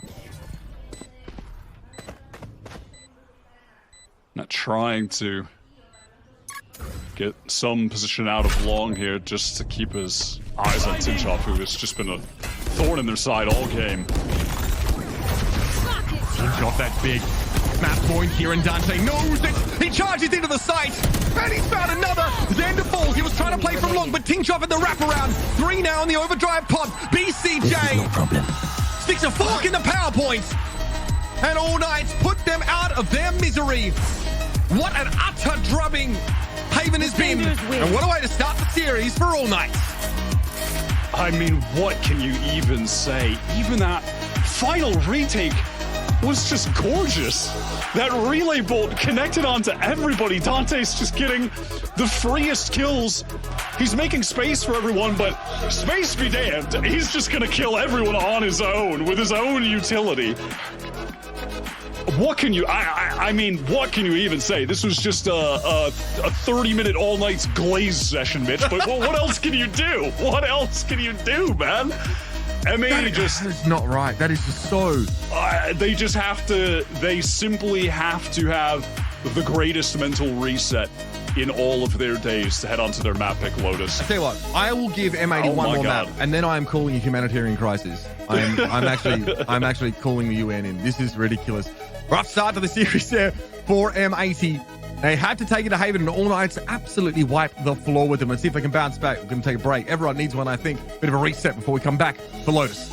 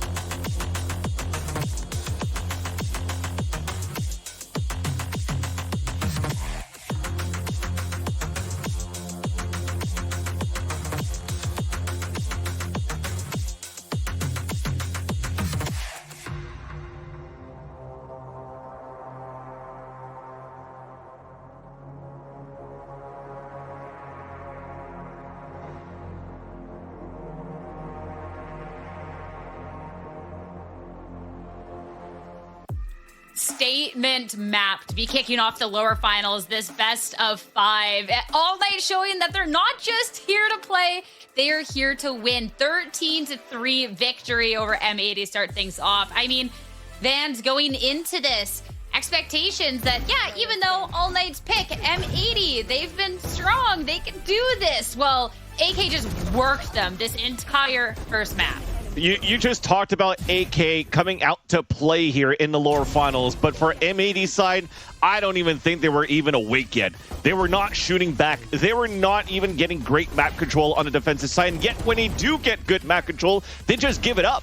And then everybody's getting picked off one by one in the situations where they're not really as coordinated. Yes, it stems more deeply than that and how deep the playbook was for All Nights in terms of not giving a chance for M80 to really cross the line of entering back into the sites when you're playing these post plants. But everything leading into these post plant scenarios have all been All Nights all along, and just M80 losing every single duel. Yeah, I thought this was Valorant, but turns out it's Dante's Inferno. I don't know. That neon was just so unfair. And we were talking about the compositions before this map came up. This is a 3-site map, and I was wondering, would you want to maybe bring out more Sentinels? And you know M80, they love that, but maybe a Cypher was going to be enough to slow down this neon, and it was not. And this is now an M80 defense that was stretched very, very thin, trying to make plays by themselves, but not having information sometimes. And this is a different style, right? We talked about Koala Noob not having as much time on the jet, compared to the rest of his agent pool. But now that you didn't slow down Dante, look at what he could do for his team. That was an outrageous map for Dante. I mean, even when they were able to get the first blood on that last screen, M80 for 8 of the first kills and only 3 of the rounds, even when they were able to strike fired first, AK, I mean, it wasn't just Dante. Dante did have the flashes before. Dante always does. There's a reason it's Dante, don't get me wrong. But Tinchoff on multiple occasions was stepping up. Sabando, even that 1v2 clutch, fans. I mean, across the board, AK really got to show a couple of different layers throughout this. That's it. I mean, of course, when you even think about the last round where Dante got the 4K to win the round here for All Nights, it was also behind the scenes, Tinchoff winning a 1v1 against Net, watching the flank. And he's been a key piece rather for All Nights on how he played, working the map on the offensive side and also anchor on the defense. And the simplest thing on the defense was just a trip that was activated by Nismo, but not broken ever. So when Koala Noob walks back into it, he gets ping and it's a free kill. So Tinchoff had really free reign of what he could do in terms of controlling that right side of the map. The A side choke to walking into the side on the second round with a ghost, winning a 1v3. He is on point so far, and I'm gonna steal the term away here from Wyatt. I'm gonna glaze here Tinchoff as well, where when you talk about everybody else before we start this matchup, from Dante to everybody, we never really mentioned Tinchoff, and he now after this map has shown that he deserves a spot here, and more of that spotlight to be talked about around the All Nights firepower that they bring. Yeah, I mean, I was worried after the series yesterday, but they showed up today and already, I mean, they were awake, they were ready, they were chugging their coffee. Whatever they did, they were ready. And Vance, when you look over onto the opposing end, I know that there was a certain moment that you wanted to talk about where that wasn't necessarily effective on the opposing end. Yeah, and it's looking at the Nismo on that second round, but it's not necessarily to harp on Nismo or to harp on M80 overall. It's just to show the mental game, the mental resiliency, and the start for how All Nights kicked off this game. It looks like they're not chasing after the kill, but you just want to make sure here that Nismo stays alive so that he only has 1,000 credits moving into the next round. And he brings a fault line. It stuns a few players, and they're like, screw it, let's just run back into where the blast radius is gone. The other one's just bunny hopping around the survival. And then the screens, the reaction on the faces, they're all laughing the whole time. So they definitely came in with so much confidence since that second round too. And it's been a story of All Nights all along. Just a weird day for M80. It's just simple stuff like that you pointed out, fans. And even just trying to clear Cypher trips, missing the shock bolt by BCJ, getting found on the flank, and just they got outread. It's as simple as that. I mean, they gotta get that workaround now. M80, they've talked about having these strong mentals. They've talked about that comeback potential. Let's get into the Blacklight Agent Select. But we're not necessarily surprised by the agent flex. I want to talk a little bit about that mental going on forward. They're bringing out, okay, there we just go. kidding. We're talking about the agent select. M80 fans, they're back to the nonsense. Yeah, and when they came back to this Neon and Yura, I still liked it how they played against their opponents last time when they played. But when we go into this one, that's the big question mark. How do you play against All Knights here? I think the slows are going to be very good to block around Dante's utility, but it hasn't been a good composition that technically allows for you to scale that well. This is a big gamble here because a big question mark against such an aggressive team. I want to know how a triple sentinel with no supporting utility to around the slows could really win here against this type of playstyle. Now you have 3 Sentinels and 2 sides. So it doesn't matter. It's not going to be the luck of a coin for Dante to just get lucky on which side he goes. The M80 needed an answer on how to slow down Dante, and they found it. Back to the triple Sentinel, just prepared for Dante. Will this be the turnaround for M80? They're back to the triple Senti. Let's see if they can get back to that same form they had map 2. Their map pick in this best of 5. They need to have this rebound. They need to get that mental under check. And in my opinion, they need to be closing out this map. It's time to head back to Lotus and time to head back over to our casters, Uber and Wyatt. Thank you very much, Sierra. Yes, a composition that we saw M80 debut throughout challenges and look pretty terrifying with. Very effective, this double sentinel setup. But both Sage and Deadlock, Wyatt, are very good at denying post-plant access to the side. But both of them have util that they have to use proactively to stop attackers as they're pushing in. Slow Orb and, of course, the Gravnet need to be thrown. Yeah, this has been good for M80 this comp. Listen, it's definitely a solid way to destroy the mental of the other team. Would never want to, wouldn't wish my worst enemy to have to play against this comp on Lotus, if I'm being honest. When you're just getting destroyed trying to retake because you're running into 2 slow orbs, 2 sonic sensors, 2 walls. Not particularly fun. M80 do have to play quite slow on attack here, though. They contact every part of the map. They have no choice, which does force them, especially on a pistol, to group up, hold hands. There. And M80, as they will be doing, just trying to take some of that slow space over towards A in the mid-round. Net holding elsewhere, but look at Tinshoff. Such an aggressive Cypher, taking all this space up C, might get an engagement. Better Savando here, Tinshoff overwhelmed by BCJ. Well, M80 don't do too much. They actually just mill around a little bit and wait for All Knights to come to them. No, it's M80 are the team that have to take risks to get this information, so it's interesting to see All Knights push out a formation to try and do this, and they've given away 2 freebies. Trying to get over to A fast. Nico Machine will be able to get back sight. Nice. Aim better when crouched, though. Nico able to find one, eventually overwhelmed. Oh, yes, barrier mesh in upper. I mean, you have to take the fight here through drop, but Adverso already. 10 seconds left. Spike planted. We are going to now be in the post plant. Adverso shrugs off the decay, and now he'll be joined by Dante. 2 versus 4. All of M80 stacked up inside tree here. Okay, is that util? Well, there it is. Dante runs straight into it. Xana cleans them up. M80 here, I wouldn't say a showcase of what their composition does best, but we did get to see 2 post-plant walls deployed. And listen, perhaps just mixing things up in a moment like this where you've gotten blown out on the first map. Lower bracket final, everything on the line. Might as well try and throw something different at them. They've just played that Yoru comp 2 games in a row. You have to imagine All Knights were definitely prepping for that. They knew Lotus would be in this pool eventually. It's inevitable with these 2 teams. They both like to play it. And M80 just go back to what worked in America.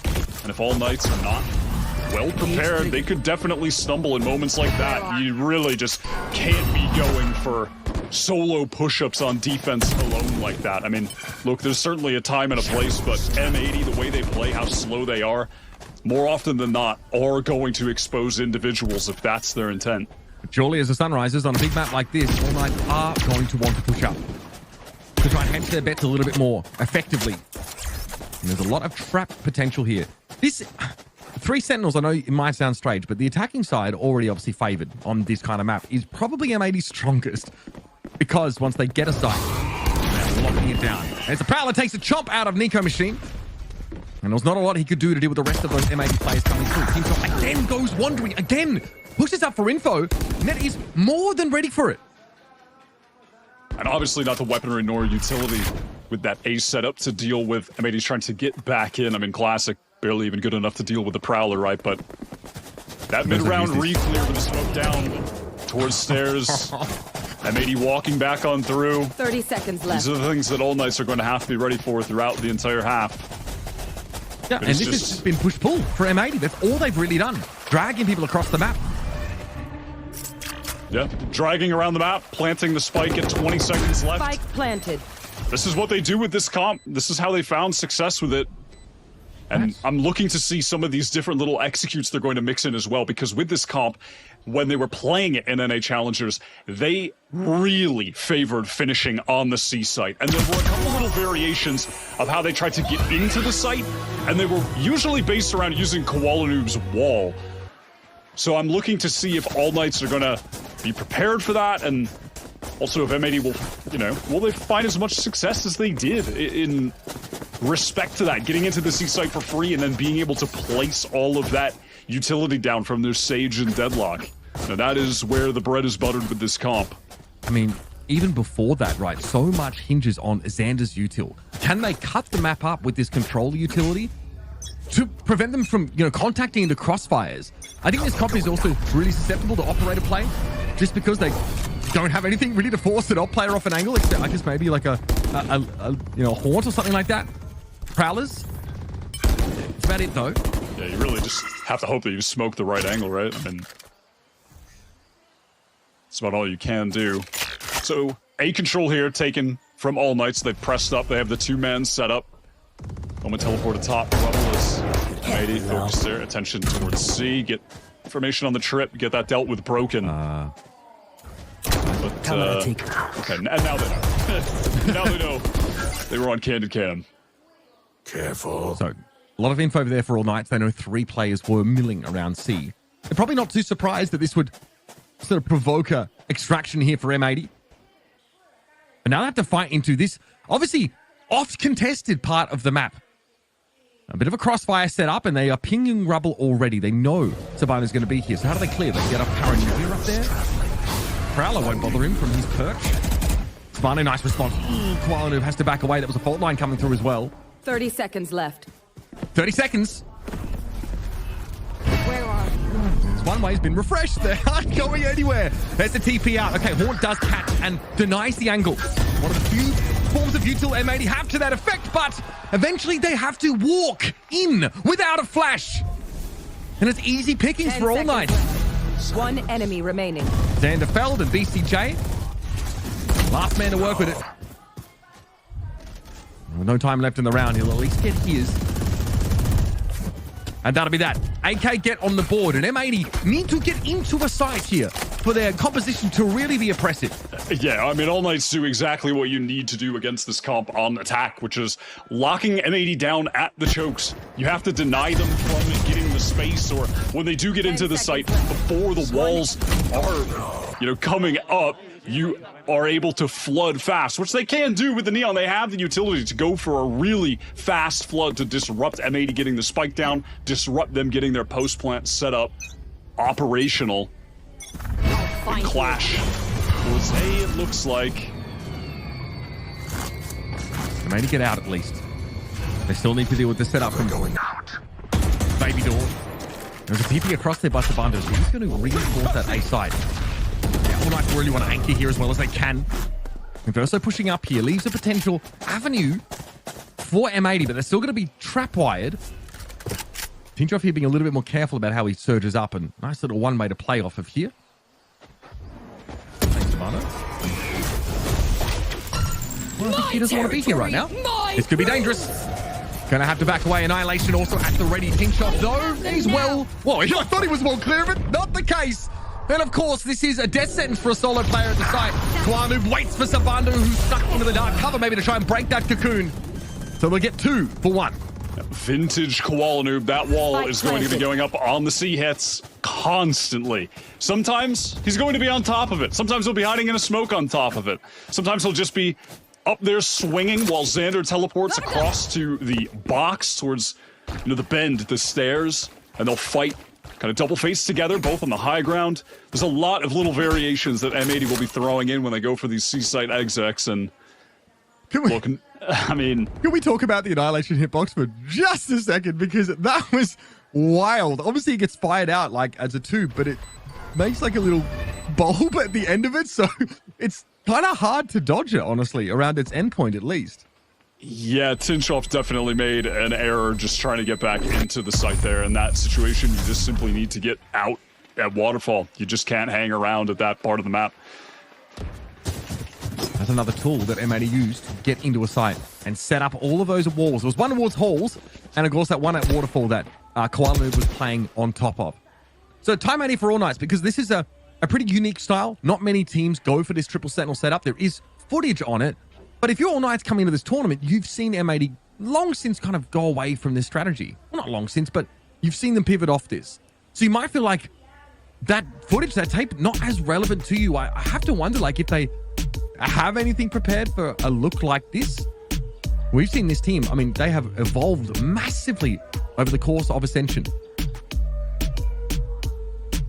Yeah, I mean, it was just yesterday that both of these teams were playing different opponents, right? And then they have to prep for a BO5 on each other.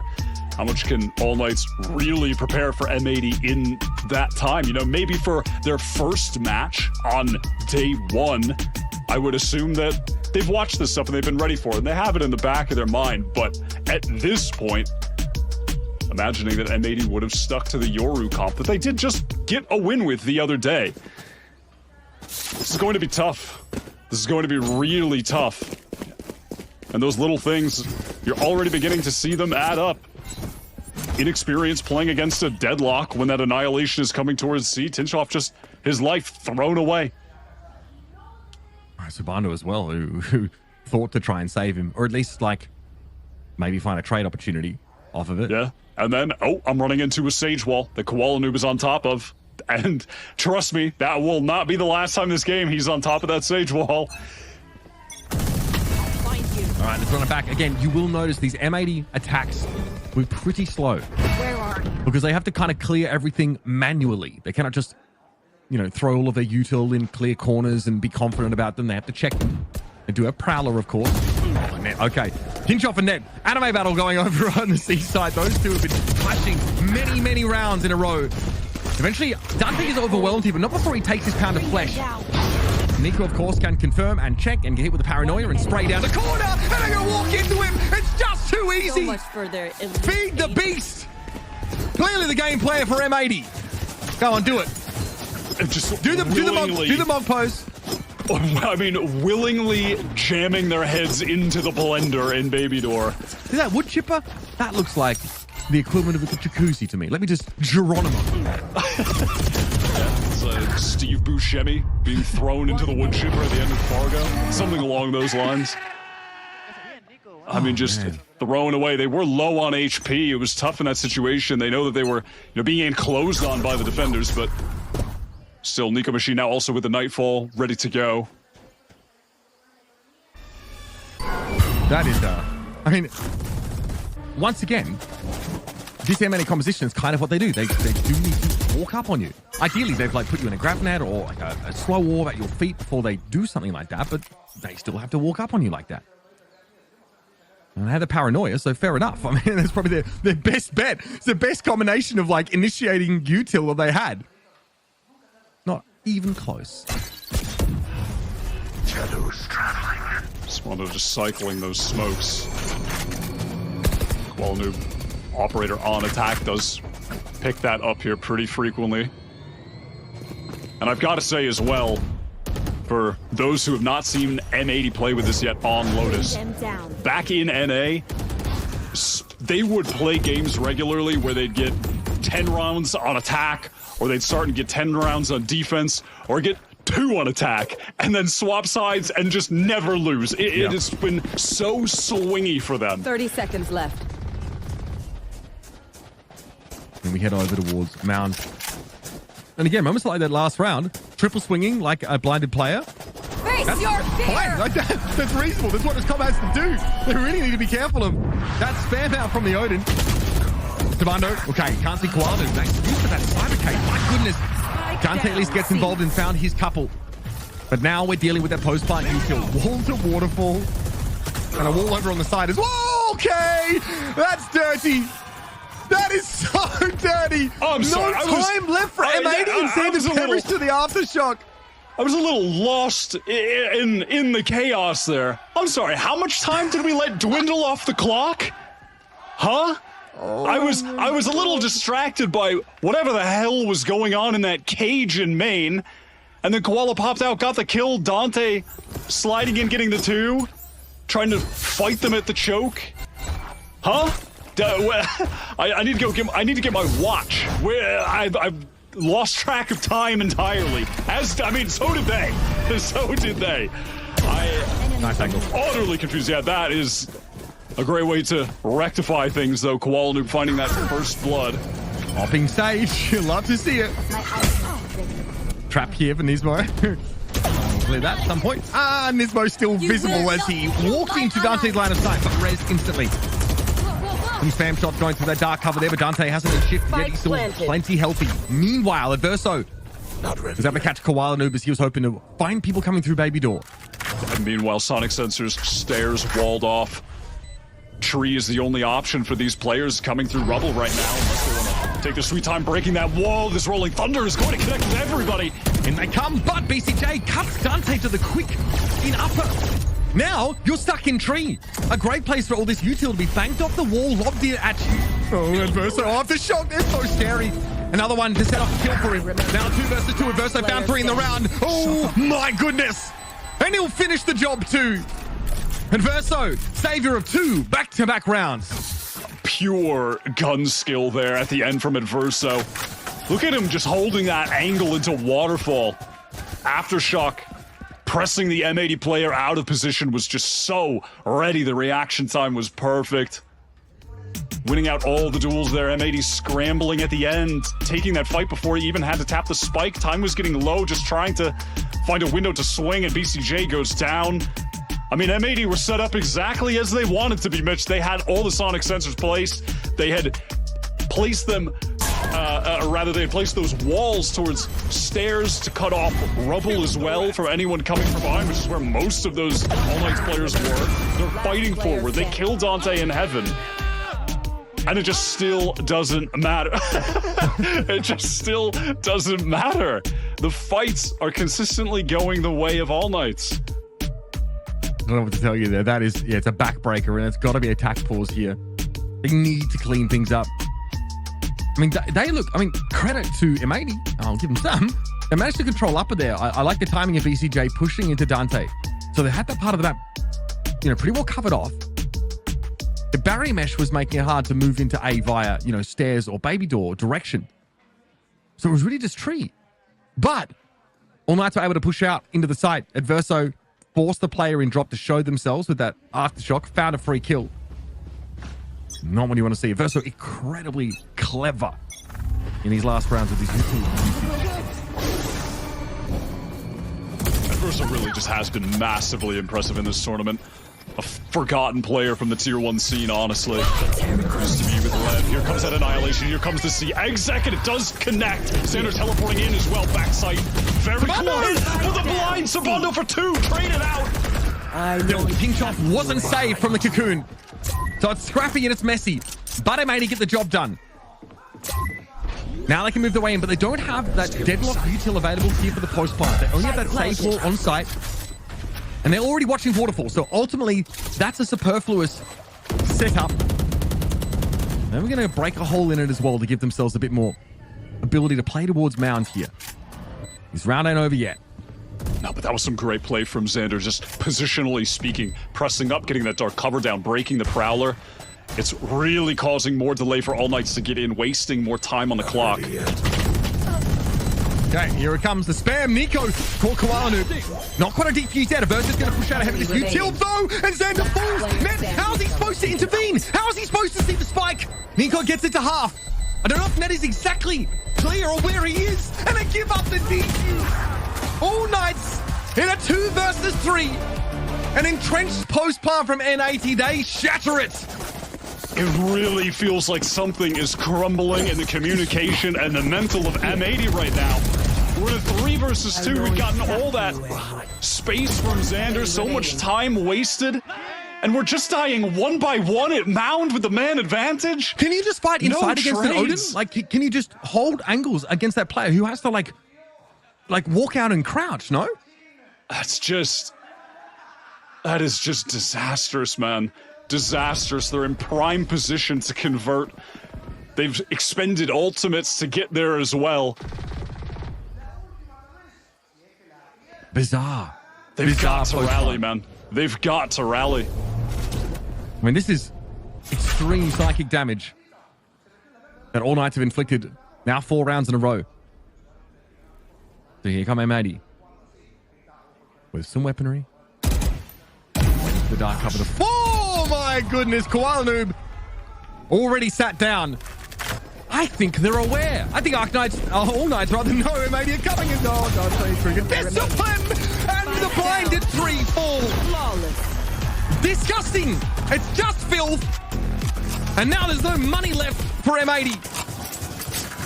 We're hardly even playing Valorant. We're playing in a round like that. It looks like we're playing the tutorial where you're shooting the little robots coming into A-site ascent. I mean, it's just too easy for them right now. It feels like it's destiny, man. Sabando just adjusts his mouse slightly to start things off. Immediate headshot in the smoke. Just tapping with the Phantom. This is a whole year. This is a whole year in the making for M80. They were built with Ascension in mind. Net wanted another chance, a chance of redemption. This team, we knew they'd be a contender for Ascension. And now, in one of the most important, their most important game of the year, they are dropping the spaghetti everywhere. They've got to bounce back from this. Wow, and Verso swung out of that. That's perhaps a bit too confident, but the speed with his Nightfall, Dante getting in Sabando as well. It's just so fast from All Knights. They're playing to the win con perfectly. The pace on that is sickening from them. I mean, all those walls, everything. Be damn, man, we're going in. We are fighting together. For a second there, it really looked like, hold on, Verso's going in. He's flashing out and just swinging. He went down. How are they all there so fast? This is the game plan for All Knights. Get ahead of this post-plant util. Catch them flat-footed. Or at least off-balance as they hit these sites. I mean, and that's a round for M80. It's like, let's just throw this at the wall. See if it sticks. They were obviously on a half buy save round. Not much more than stingers to work with. But now they have given over so many of these attack side rounds to All Knights. And now we can see the confidence start to brim. Now we're cross-firing a push up behind this one way. With an extra player, we're a fault line available here from that C side. Dante is ready to play off this util. He has been set up. What a paranoia. They don't know. He's just deciding what weapon he wants to use. Polishing his shorty, but he saves it for later. M80 do not belong in this game. They are not in the league of All Knights. Last round. I mean, it's just textbook. Everything that's happening is working exactly as they drew it up. It's just so simple. Dante's in the corner. They're set up to take contact and distract, and they're just getting the freest kills. I mean, I hardly even know what to say. There's no team either, like on that previous round with the pace, there's no team that M80 have faced in NA Challengers that are as ruthless as this All Knights team. They play with the pace that they do in those situations. Find you. There's a lack of fear. Round 12 here, last of the half. M80 going to work with whatever they have. Nightfall, one of those abilities. Nico able to get off the side, but they do know there's presence towards upper. They could have guessed that either way. Cam here for a quick spot, and here comes Dante, but he walks headlong into Armor's Fury. It doesn't matter, rather the Rolling Thunder. Dante still able to find one. Player advantage for AK, but Net playing close under the rope. At least able to find his. Still no plant. Still no plant. The spike is out in the open. And All Knights are now converging on A. It's just Nico here towards upper, but he has a line on the spike. Sabando doesn't know just how close M80 are. It's about to clear. The horn comes out. It's just too easy. It's only Xander now. Xander in a 1 versus 2. Xander with the stinger. Xander with the get me the heck out of here card. 27 HP remaining. One teleport. Eco Machine weak, but Tinchop full HP. Utility pretty irrelevant. That dark cover does at least cycle. What can Xander even do, man? He's got the stinger. If there just a stinger. If there is anyone on this team that can spin this situation into gold, it is Xander. But he is working with Play-Doh. He is working with the basest of materials, and Nico Machine tells us we don't have to worry. That is another 9-3 half for All Knights. What a defense. What a showing against this triple sentinel comp. They came ready today. This, I mean, at the beginning of this game, Mitch, remember when not 20 minutes ago we were talking about how prepared are they for this competition? M80 have been playing with the Yoru. They were playing this back in NA Challengers, this Sage Deadlock comp. They're damn prepared. They are so prepared. Just on this last round 2, perfect window to flood into the site as M80 are getting in, before those sonic sensors are down, before the barrier meshes blocking off any of those pathways to retake. They are in and they are taking the fight to M80 every single time. All of the bait setups worked perfectly. This is the second seed from LATAM against a team that everyone favored to be qualifying into the partnership league for next year. Like you were saying, this M80 core that's stuck together now, this is their second year playing, trying to repeat what the Guard did in the last. Keeping that core together to qualify, to ascend together. And the second seed from LATAM are on the verge of playing spoiler. They're up one map. They're dominating M80's map pick. And guess where we're going? It doesn't get any easier for M80 from here, Wyatt. Sunset next on the docket. And if I'm checking my notes, seems like they play Neon on that one too. Seems like we might have more Dante Neon in our future. A man who is simply unstoppable. He just plays with no fear. In this map, he hasn't had to do too much. Sit there in corners and let his team roll out the red carpet for him. Lay that util. I'm thinking back to consecutive rounds where they posted him forward and then just flashed and lit up M80 as they walked in. And Dante was able to take 3 at least on each of those occasions. I mean, God, he was out towards Mount. He just like changed his weapon to the shorty, thought better of it, switched it back, used the gun inspect key, and then found his kills. Yeah, there's layers to this. All Knights are so far ahead right now, and M80 need... oh, God. They need a pistol, but they're going to need more than that, folks. And listen, just to inject a little bit of hope in what I did mention earlier has been the case with this comp for M80, where some games, they just string together 10 rounds on D. Sometimes they string together 10 rounds on attack. It has been so swingy for them, but it has gotten them the wins at the end of the day. So who knows? This could be enough. It could be enough if they get the ball rolling, if All Knights can't, penetrate these defensive setups when there's just way too much utility to wade through. I mean, that is the truth of the matter, is that All Knights cannot just run into this. I like this, like a delayed barrier mesh deployment here. This is going to be around for much of the rest of the round, if not cleared. And Nismo can obviously play off of this, but here, someone can be watching for that Nismo swing. Still, they give away the game. Very clear they're going to be heading to the C site now. Sonic Sensor as well will shut down any push over towards Waterfall, but VCJ's forced off the line. Dante in the site. Nismo lit up by that horn, and Dante is there. Well, they've got the site, and as the smoke clears, there's even more for All Knights to take. M80 now playing with 2. Net speculating, attempting to right the wrongs. But Dante simply pockets his 3rd kills and goes on his merry way. And Koala Noob is just not enough against this tide of raw aggression from LATAM.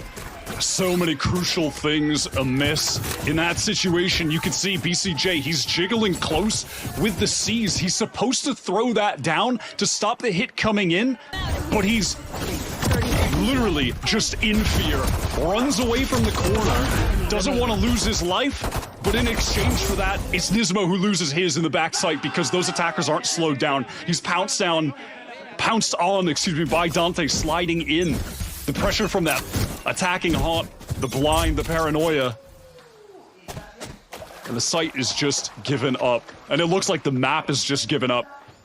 All classics for M80. Obviously can't force in this scenario. No.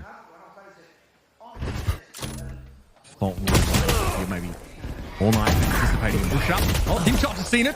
I was going to say, you can't give him more than that, M80. So that's the A presence for All Knights now neutralized. Trying to get in on the C side once more, going with speed. Net just completely flummoxed by the moves of Dante. He's able to move up, but that Phantom is going to work. He's low, but it doesn't matter. He found another one through the smoke. It's just all too easy. When it rains for All Knights, it pours. And M80 are getting absolutely dumpstered. You're not kind of around you'd expect to win here, but this puts them in force mode for most of the map. And Nismo looks at the gun drop, thinks that would be nice. It would be. And Dante is not going to get it. He's not going to get it. Just a simple high-low setup. And that round out in clean fashion. Well, either way. Watching Dante play this, it's just a totally different agent. It's a totally different game. There are few to no Neons who can use the movement and utility like he can. Yeah, especially not in M80's home region as well. There's only a few, Neons. I'd say Sim probably principal of those, and I really don't feel like he gets close to Dante at this level of consistency.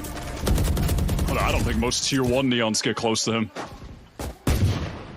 Certainly, I don't think in terms of just the raw movement, the mechanics of the agent. I mean, this is,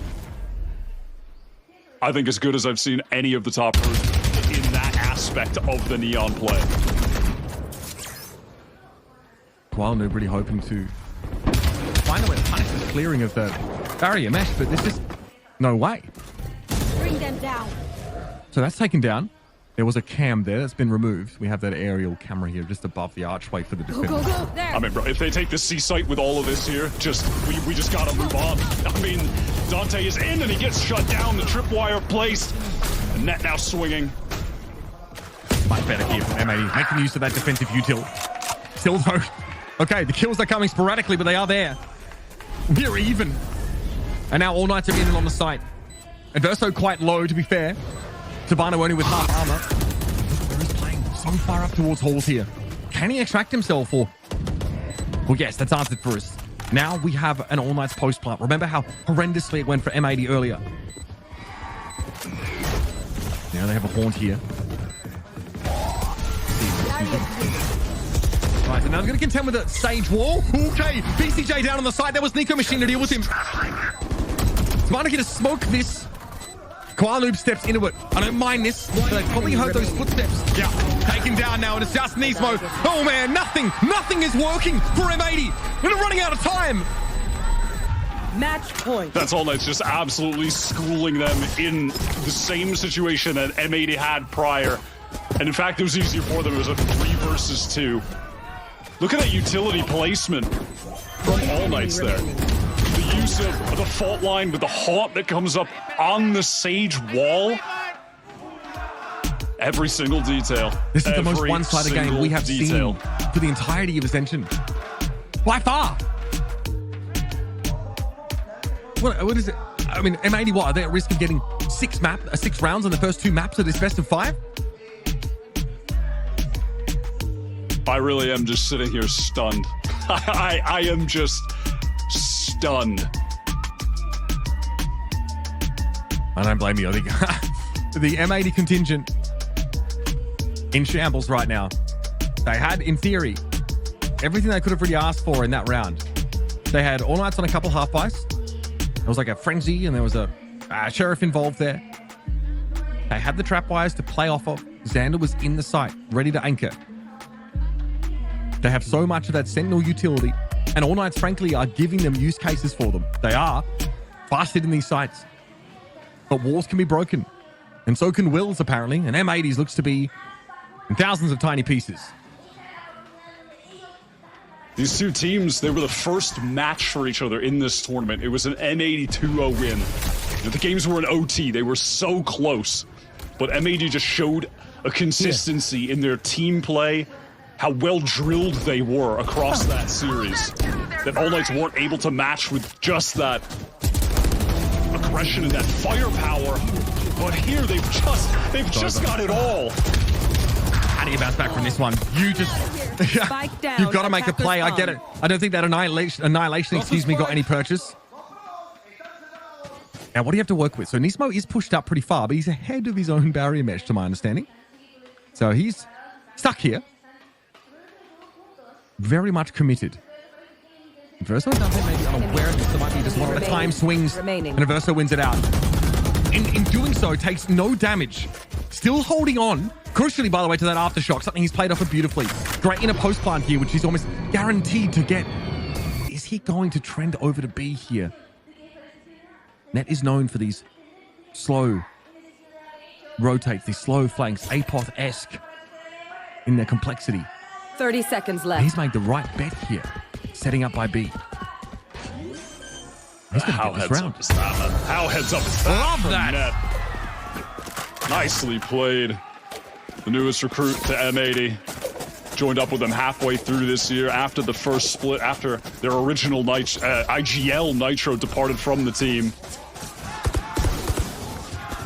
At the very least. It's a weird start to it. Everyone sort of pushed up there. I think Nismo being able to at least trade a kill there is massive.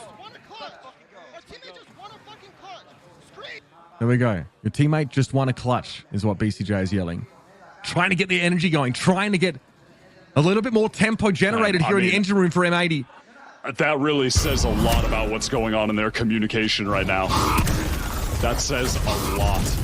Trying to press forward into Mound, but the stun is lovely. Sabando trading out too. BCJ stuck here. BCJ and Wando. That C's devastating for him. Now here with the paranoia. Now here with the kitchen sink. Okay. Neural theft here as well. Going to work for them. Netia just takes a raw challenge over towards that Mound. And I don't think there's any coming back from this one. Koala Noob has a wall. A heal for himself. And a bulldog. Can the bite match the bark? Because All Knights have not moved. They're waiting. Koala Noob finds one. Down, C. Takes a bit of damage now up against two. There is a Nightfall to contend with. And he's able to heal himself up at least some of that damage. Knows the wall's been opened. There's Nico Machine with the Odin. Doesn't give him the full fight though.